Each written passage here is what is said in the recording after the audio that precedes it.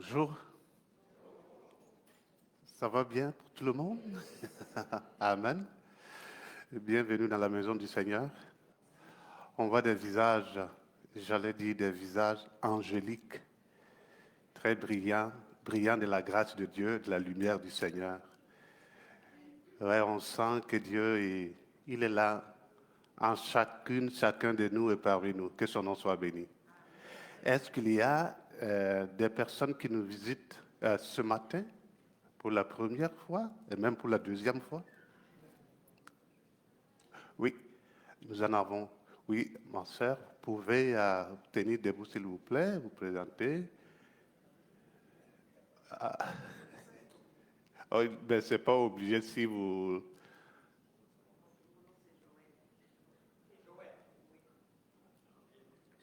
Bienvenue. Oui, nous avons tout juste derrière, il y a quelqu'un qui avait levé la... Oui, allez-y. Catherine, ok. Oui.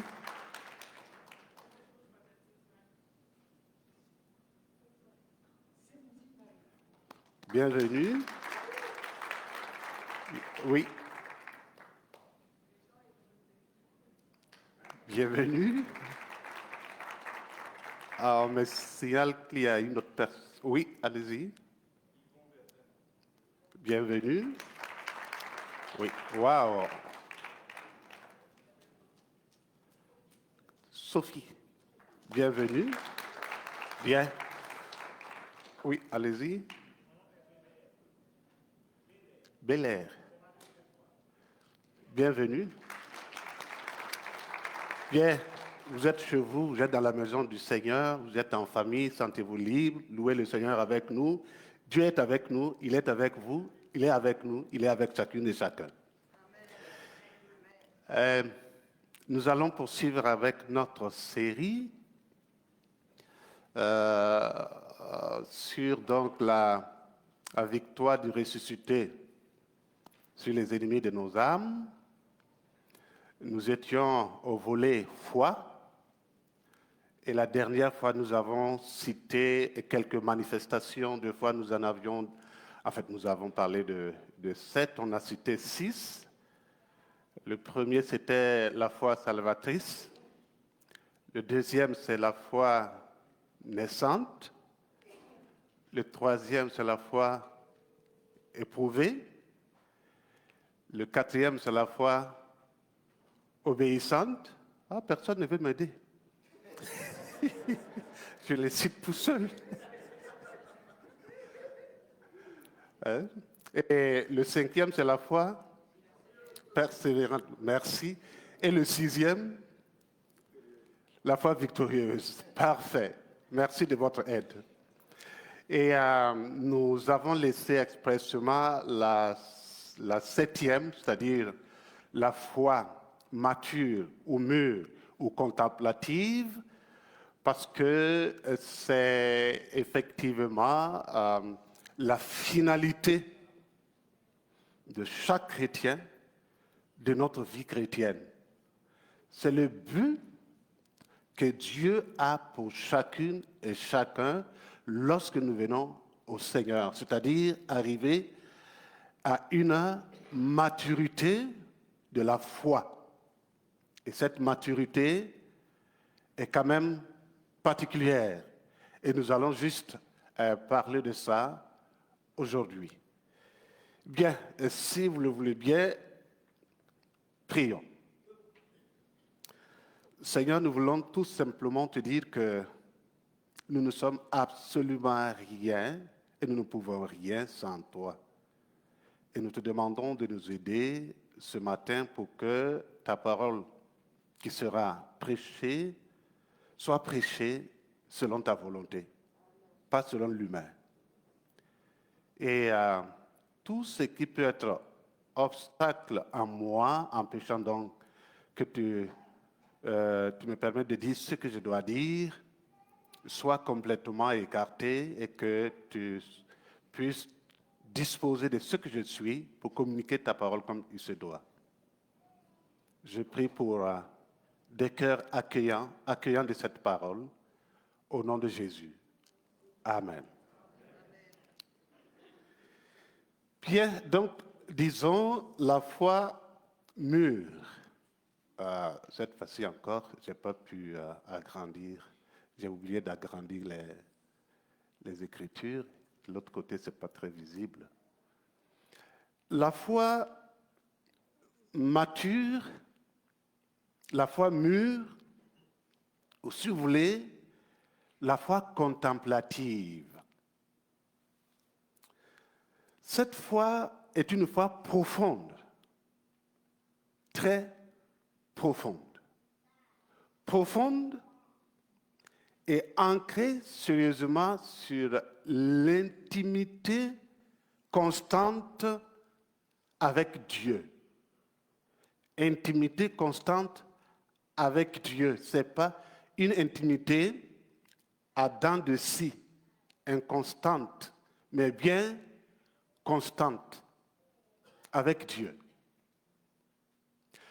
Cette foi n'est pas liée aux circonstances. Vous savez qu'il y a des fois qui sont liées aux circonstances. Face à cette circonstance, je réagis de cette manière pour prouver ma foi. Elle n'est pas non plus liée aux demandes. Aux demandes, c'est-à-dire, il nous arrive certainement de faire face à un besoin et l'on demande à Dieu de venir à notre secours et on a foi que Dieu va nous exaucer. Ce n'est pas non plus cette foi en question.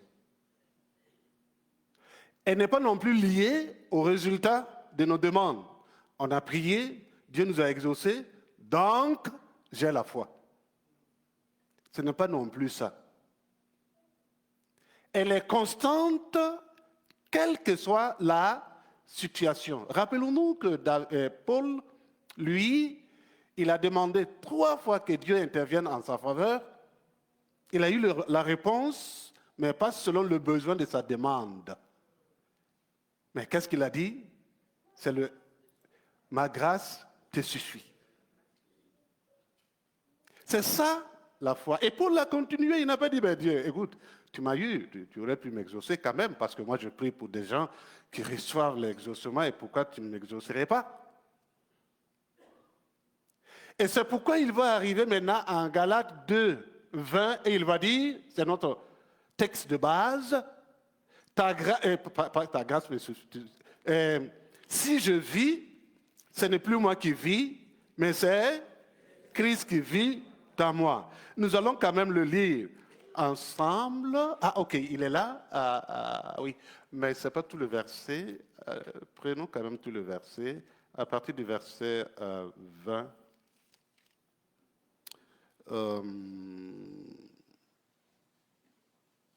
Oui, à partir du verset 20, il a dit, « J'ai été crucifié avec Christ, et si je vis, ce n'est plus moi qui vis, c'est Christ qui vit dans moi. Je vis maintenant dans la chair, je vis dans la foi au Fils de Dieu qui m'a aimé et qui s'est livré lui-même pour moi. » Voilà celui qui a prié 3 fois et qui n'a pas eu l'exaucement, voilà ce qu'il dit. Ce n'est plus moi qui vis, malgré que tu ne m'as pas exaucé, ce n'est plus moi qui vis, mais c'est toi qui vis en moi. C'est ça, en fait, la foi mature. Et la foi mature va travailler à l'ouverture de nos yeux spirituels. Vous savez mieux que moi que pour les choses de Dieu, nous avons besoin des yeux spirituels. Et si on n'a pas des yeux spirituels, on ne pourra pas voir les choses spirituelles. Et c'est la foi qui nous permet d'avoir cela, comme il est dit dans Hébreux 11, que c'est la démonstration des choses que l'on ne voit pas. Comment peut-on démontrer quelque chose qu'on ne voit pas? Et Paul encore vient enfoncer le clou en disant, « Car moi, il est donné la grâce d'expliquer ce qui est inexplicable. » Enfin, c'est compliqué. Mais c'est avec la vue de l'esprit que nous pouvons expliquer ce qui est inexplicable. Et la foi mature nous permet de comprendre également, non seulement de voir les choses spirituelles, mais de comprendre très facilement les choses de Dieu. De sorte que même quand nous traversions une situation qui apparemment, aux yeux des gens, semble être très compliquée, complexe, délicate, nous sommes en paix à l'intérieur parce qu'on sait celui en qui on a cru et qu'on comprend les choses de Dieu. Donc c'est la foi mature. Mais il est important de signifier que la foi mature est différente de la grande foi. On peut avoir une grande foi, mais pas une foi mature. Prenons l'exemple de la mangue.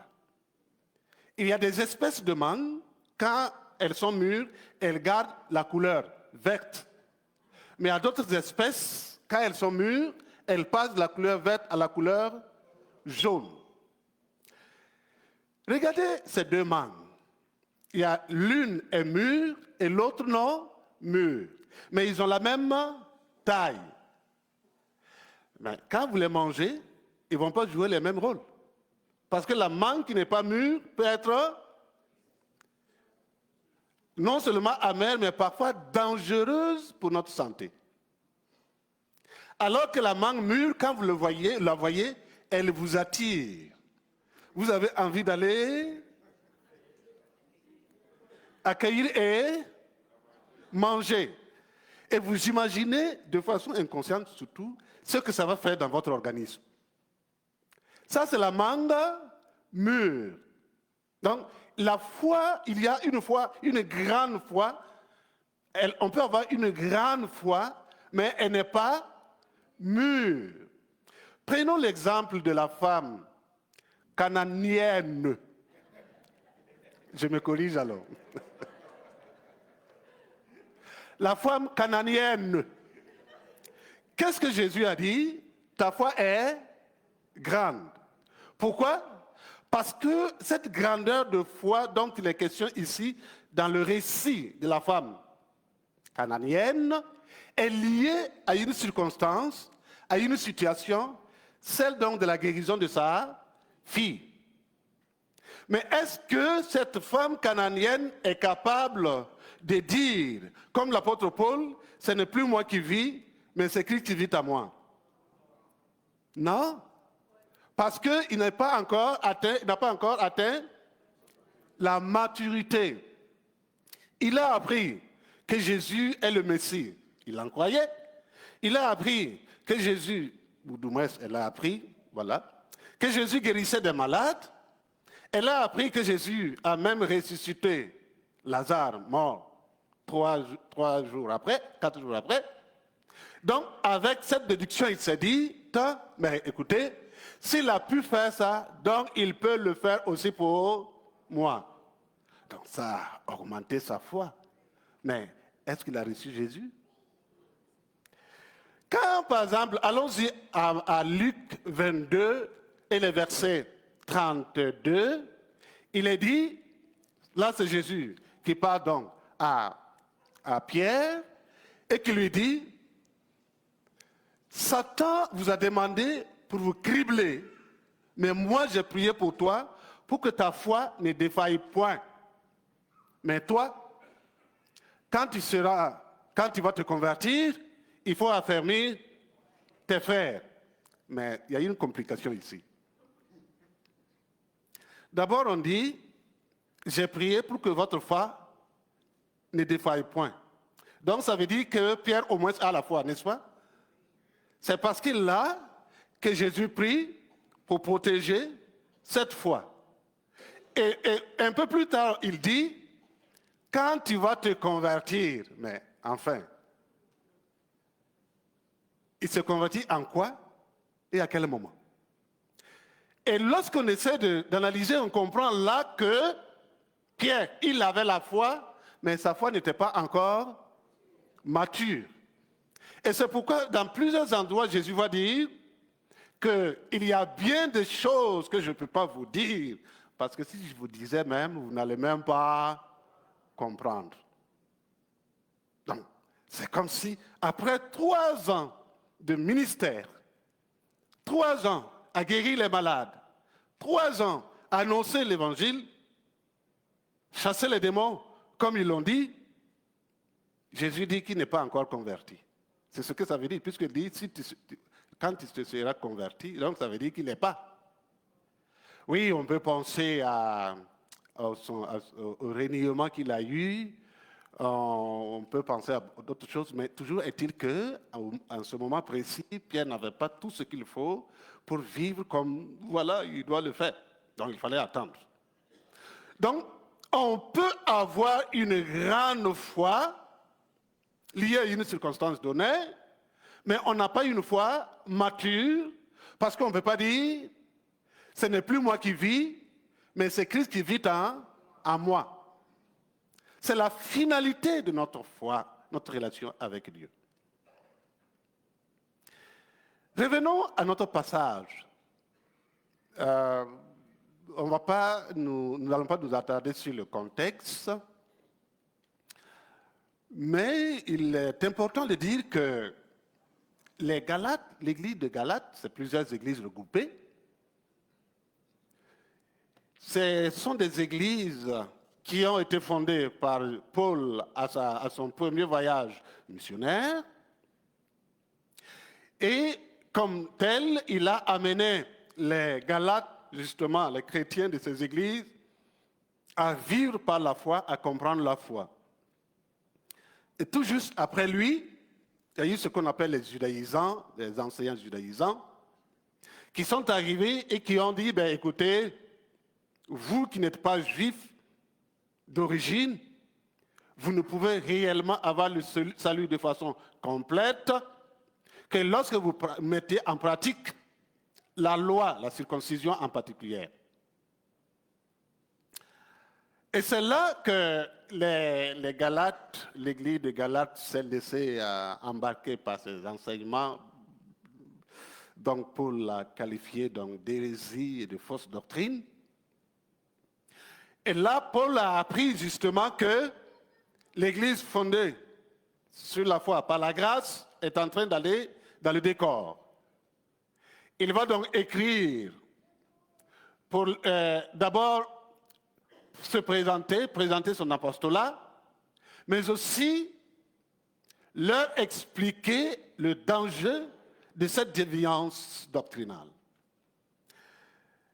Quand vous lisez par exemple le chapitre 1 et le chapitre 2, c'est d'abord l'action des grâces et la défense de sa position en tant qu'apôtre. Et c'est dans cette présentation qu'il va dire qu'il va se présenter son identité en Christ. Et là, ça devient très important. Vous voyez que c'est seulement aux chrétiens des Galates et dans l'épître aux Galates que Paul a sauté une des structures de ses lettres qu'il écrit habituellement, parce qu'habituellement, il fait la salutation, les actions de grâce qu'on appelle le charisme, le corps du message, la doctrine, l'enseignement, et puis ensuite il va parler donc de l'exhortation pratique. Je vous ai enseigné comme ça, voilà ce qu'il faut faire, et il termine encore par des salutations et les bénédictions finales. Mais cette fois-ci, l'action de grâce n'a pas été appliquée, c'est-à-dire quand il s'est présenté, il allait directement.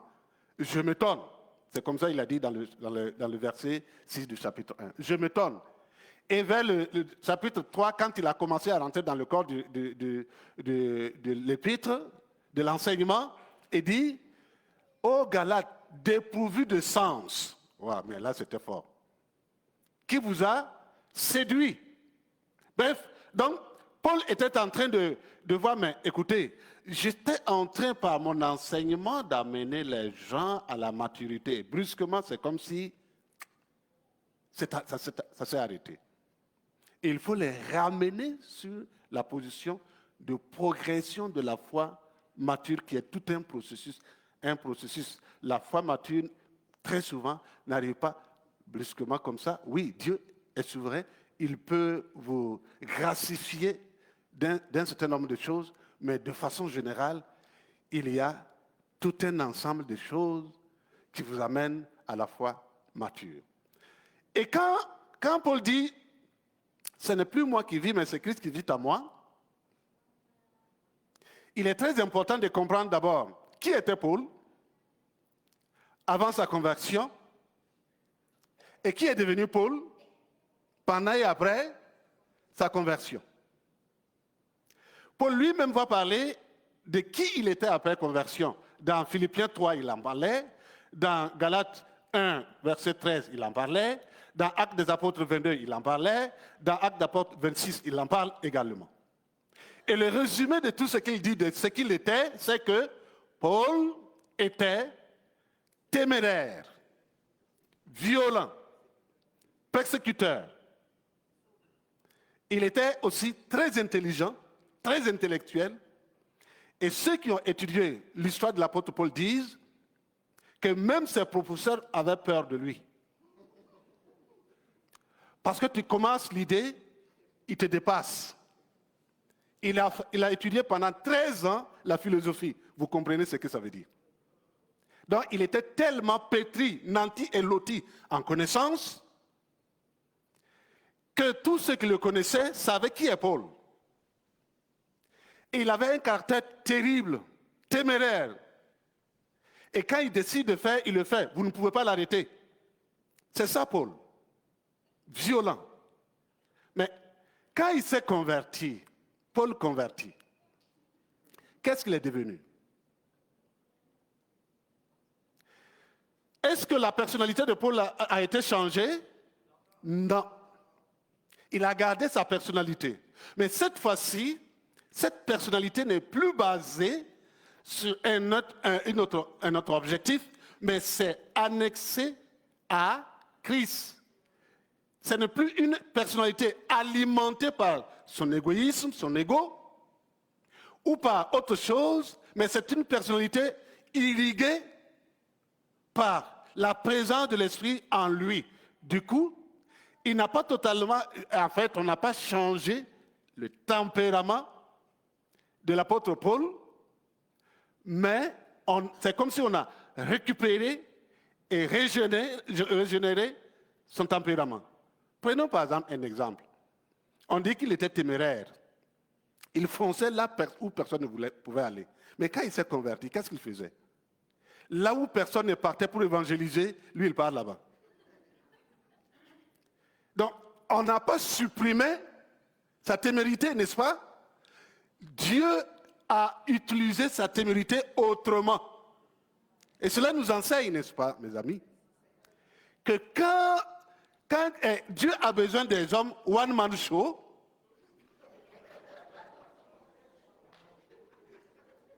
il a besoin des gens calmes, il a besoin des gens qui disent la vérité parfois crue,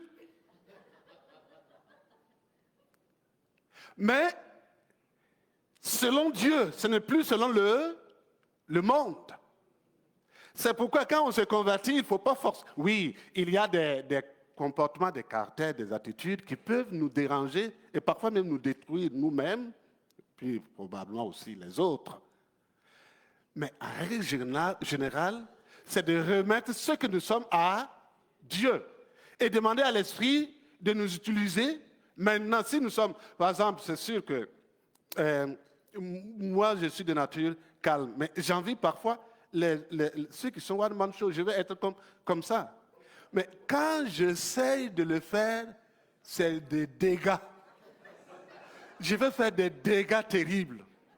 C'est plus moi, c'est quelqu'un d'autre en moi. Donc il faut que je sois en moi, en Dieu. Et c'est en ce moment que Dieu peut m'utiliser tel que je suis.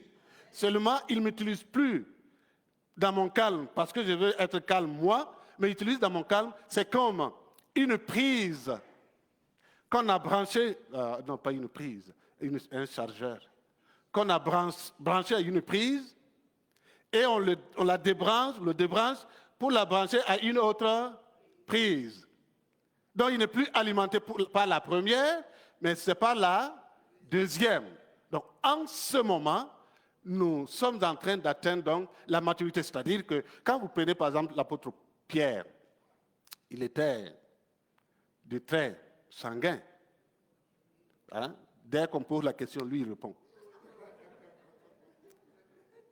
Et même quand on dit qu'on doit combattre, pendant que les autres hésitaient, lui, il tire son épée, il enlève l'oreille. Et puis, il était tranquille. Et il avait envie de demander à Jésus, dois-je continuer?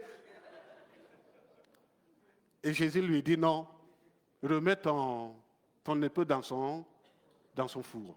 Donc, c'est comme ça. Mais quand il s'est converti, il a continué à être chaud, mais récupéré par l'Esprit de Dieu. C'est ça qui est très important.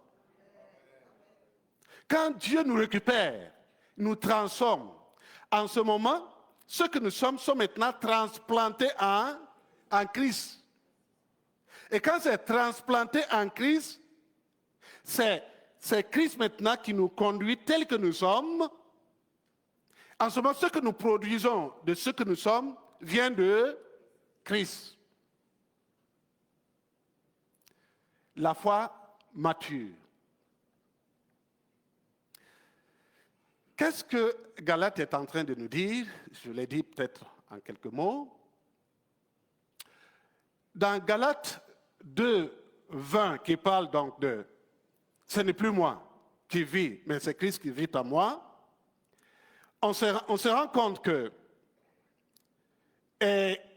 il dit, par exemple, à partir du verset, la deuxième, troisième partie du verset, si je vis maintenant, ça veut dire qu'il vit toujours, il n'a pas été supprimé, il vit toujours, il est ce qu'il est.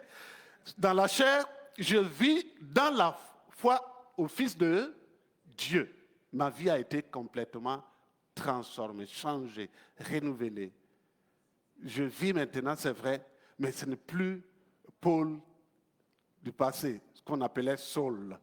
Mais c'est maintenant vraiment une nouvelle identité en Christ. Et donc, ça va parler donc de l'abandon, de renoncement. C'est-à-dire qu'on s'abandonne à Dieu totalement. On renonce à un certain nombre de choses pour que Dieu prenne la place totalement. Il va nous parler donc de notre union avec le Christ dans sa vie. Ça nous parle également de l'adoration, de la contemplation et la transformation totale de Christ, non, de nous, pas la transformation, la formation totale de Christ en nous. Parce que, rappelons-nous que Paul a dit que je souhaite que Christ soit totalement formé en vous. Et là, quand il parle de Christ totalement formé, on se pose la question, mais d'accord, donc il peut avoir Christ moins formé, moitié formé, 15% formé, 50% formé, ou 75% formé, je ne sais pas. Mais là, il demande qu'il soit totalement formé en nous. C'est-à-dire que Christ prenne toute la place. Eh bien, ici, nous ne sommes pas en train de dire que lorsqu'on se convertit, on n'a plus d'ambition, on n'a plus de vision. On ferme les yeux et on demande à Dieu aujourd'hui, est-ce que je dois aller au travail, Dieu? Ça ne va pas fonctionner. N'est-ce pas? On a toujours des ambitions. On a toujours des visions. On a même des rêves, c'est permis. Mais voilà des choses qui doivent être selon Dieu, selon l'Esprit de Dieu, selon Christ. Voilà des choses qu'on doit adosser en Christ, transplanter en Christ. Et même quand je travaille ailleurs, je deviens un missionnaire. Le missionnaire, ce n'est pas seulement, oui, ça aussi, mais ce n'est pas seulement celui qui est parti en terre de mission pour annoncer la bonne nouvelle. Le missionnaire, c'est celui aussi qui travaille à Bombardier. C'est celui aussi qui travaille dans le secteur public ou le secteur privé. Partout où nous sommes des missionnaires. Nous sommes appelés à faire à briller et à faire connaître Christ de quelque manière que ce soit, à travers nos paroles, nos actes, nos comportements. Et c'est ça maintenant qui nous définit. C'est comme quelqu'un disait, un grand travailleur de l'usine Renault en France, qui disait, chrétien, que lui, il est missionnaire à Renault, mais il se trouve que le Renault lui donne un salaire. Mais en tout cas, parce que sa présence là-bas n'est pas fortuite. Si Dieu a permis qu'il soit là-bas, c'est qu'il a un rôle à jouer. Donc, il est un missionnaire. Et nous sommes tous des missionnaires. Partout, nous sommes missionnaires. Et nous devons porter notre titre missionnaire, notre costume missionnaire, notre veste missionnaire, notre robe. Je ne vais pas aller plus loin que ça.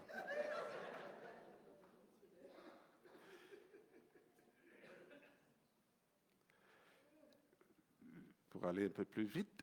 Je pense que je dis l'essentiel. Mais si vous voulez, on peut se poser la question. Paul, en Galates 22, 20, a fait une déclaration. C'est une déclaration. Ce n'est plus moi qui vis, c'est Christ qui vit en moi. Ça, c'est une déclaration. Mais la foi n'est pas qu'une déclaration. Au-delà des déclarations, il y a les actes et les comportements qui prouvent. Vérifions avec Paul s'il s'est limité à la déclaration ou s'il a prouvé que ce n'est plus lui qui vit, mais c'est Christ qui vit en lui. Et là, c'est Acte 16 qui va nous le démontrer.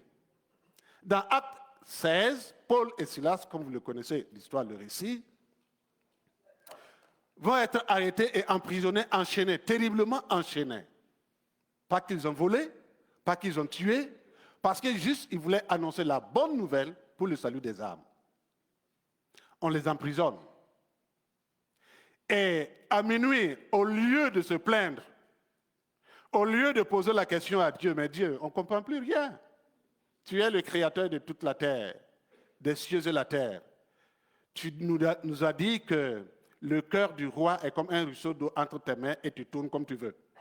Mais pourquoi est-ce que tu nous laisses vivre ces situations avec des bandits des grands chemins alors que nous n'en sommes pas? Ils pouvaient faire cette complainte.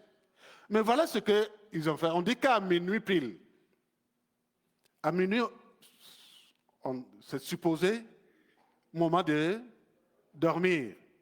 Et si vous ne dormez pas, c'est que vous avez des insomnies. Et si vous avez des insomnies, c'est qu'il y a un problème.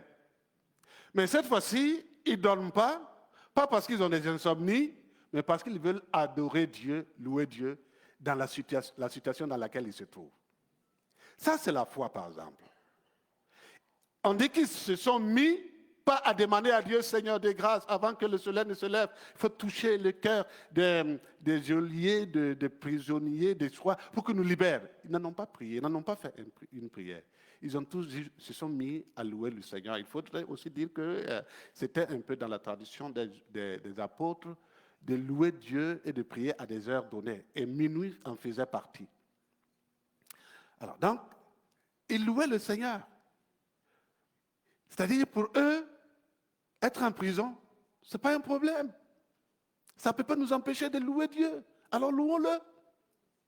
Et ils se sont mis à louer Dieu. Ils se sont mis à louer Dieu.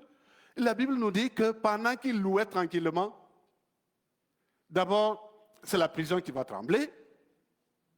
Ensuite, les chaînes qui sautent de leurs pieds.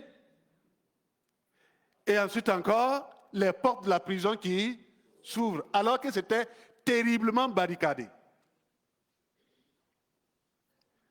La libération est venue ou pas? Sans qu'il ne demande. Et c'est ce que l'apôtre David aussi a expérimenté quand il a dit « Je me crie, loué soit l'Éternel, et je suis délivré de mes ennemis. » Et donc Paul a montré par là que non, le fait de dire ce n'est plus moi qui vis, c'est Christ qui vit en moi, ce n'est pas juste une déclaration. C'est un vécu, c'est une vie, c'est une réalité, c'est concret. C'est moi, c'est mon identité. C'est pourquoi quand Christ est en moi, il est plus fort que ceux qui sont contre moi. Par conséquent, je suis tranquille. Et même si je suis emprisonné, Christ va me libérer s'il le veut. Et ils ont été libérés. Quelqu'un a donné il a imagé. Je n'ai pas dit que ça s'est passé comme ça, non. Mais il a imagé pour qu'on comprenne. Et je dis ça juste pour... Voilà. Il dit que quand Paul et Silas étaient en train de louer le Seigneur, vous savez que généralement, quand il y a un chant d'une bonne mélodie, vous commencez à bouger un peu, n'est-ce pas? Vous commencez à bouger un peu la tête. Bouge un peu la tête. Et quand on bouge la tête et que la mélodie monte, on fait comment? Pour certains, ils commencent à faire comme ça. Et lui, il dit que ça montait et Dieu a commencé à bouger la tête. Et ensuite, Dieu a voulu faire comme ça et il y a eu tremblement de terre. Non, ça c'est vraiment, il a imaginé, ça n'a rien de vrai, c'est pas biblique, ça on le sait. C'est clair que ça ne s'est pas passé comme ça. Mais justement pour dire, la Bible même dit clairement que Dieu siège au milieu de la louange. Quand on loue Dieu, quelque chose se passe.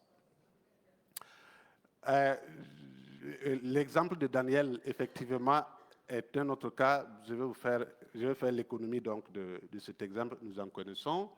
Mais quand la foi arrive à maturité, qui est la finalité de notre vie chrétienne, ça crée une confiance profonde en Dieu, en nous.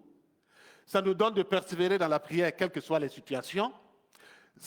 Notre vie est transformée et de façon cohérente avec la réalité spirituelle.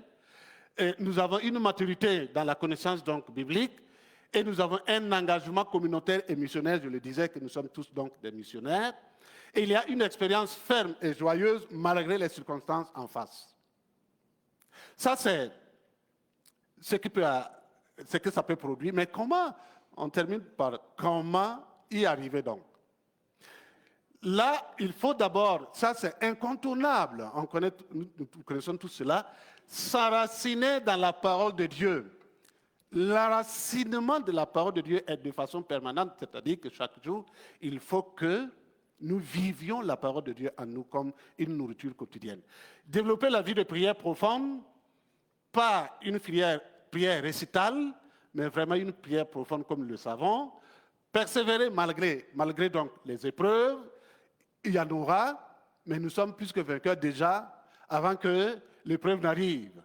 Vivre la communauté chrétienne, c'est-à-dire pouvoir s'intégrer dans une communauté, parce que la Bible dit, n'abandonnez pas vos assemblées. Et se laisser transformer par l'Esprit de Dieu, comme il est dit dans Romains 12, 13, soyez renouvelés dans votre intelligence de manière à discerner la volonté de Dieu, ce qui est bon, parfait et agréable. Et mettre notre foi en action. Et la dernière fois, nous en parlions, nous avons dit que oui, la foi, nous devons la confesser, mais aussi la mettre en action. Il ne suffit pas de dire, bon, j'ai la foi que ça va se passer, mais qu'est-ce que nous faisons pour prouver que notre foi est réelle comme les autres en ont fait?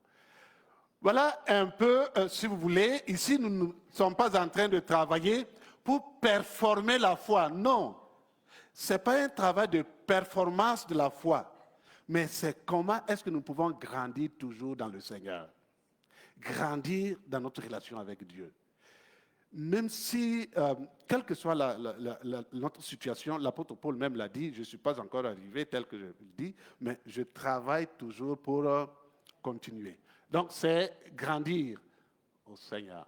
Et finalement, nous arrivons à quelque chose comme, la croix n'est pas un échec, mais c'est une victoire éclatante à partir de laquelle nous devons vivre pleinement notre vie spirituelle, marcher en victorieux, parce que celui qui est avec nous est plus grand que celui qui est avec le monde. Que le Seigneur nous bénisse et nous fortifie dans le nom de Jésus.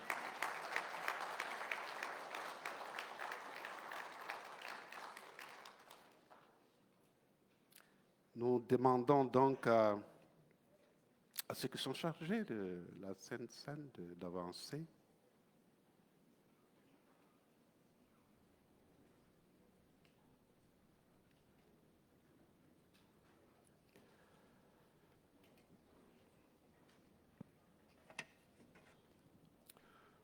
prions le Seigneur pour la scène. Et la Sainte Seine, nous demandons à ceux qui sont des enfants de Dieu qui pourront participer pendant que nous sommes en train de partager, que nous puissions louer le Seigneur et discerner sa grâce, le corps de notre Christ, notre Seigneur crucifié sur la croix, et que nous le prenions dans un élan d'action, de grâce pour ce que Christ a fait pour nous. Rappelons-nous qu'il a souffert d'une souffrance terriblement atroce, pour que nous soyons sauvés. Il a donné sa vie pour que nous ayons la vie. Et nous pouvons évidemment le prendre dans cette ambiance. Seigneur, nous voulons te prier pour la Sainte Seine, le pain et la coupe, te demandant dans le nom de Jésus de les bénir alors que nous les prenons, que nous soyons fortifiés en se souvenant de ta souffrance et en prenant cette scène pour nous rappeler de ce que tu as fait pour nous. Merci de bénir la coupe aussi et bénir chacune de nous. Au nom de Jésus. Amen.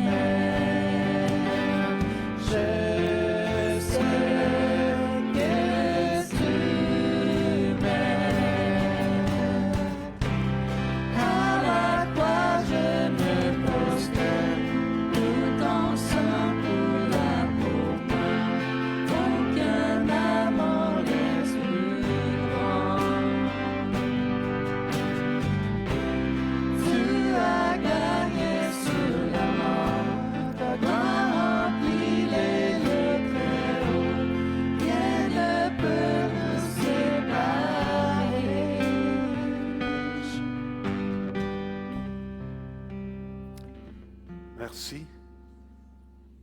Pouvons-nous prendre le pain? Nous lisons dans Matthieu 26, 26.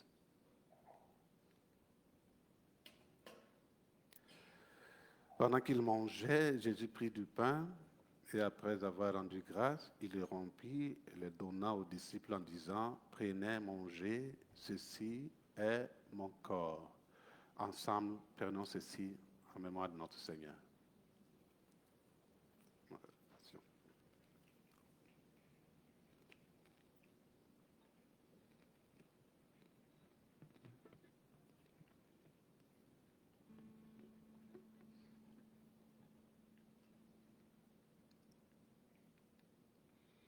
Il prit ensuite une coupe, et après avoir rendu grâce, il leur donna en disant, buvez-en tous, car ceci est mon sang, le sang de l'alliance qui est répandu pour plusieurs, pour la rémission des péchés.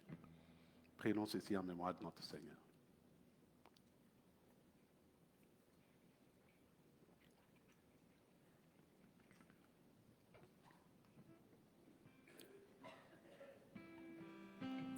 Y a-t-il quelqu'un qui voudrait élever la voix et rendre grâce à Dieu pour son amour et le sacrifice de son Fils pour notre salut?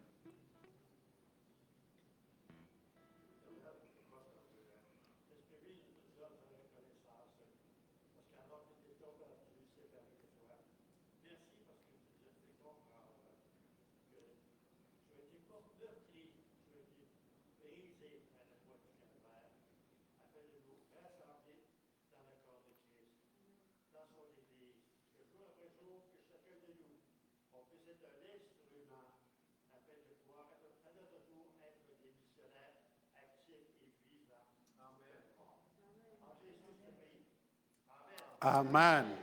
Merci, que le Seigneur nous bénisse.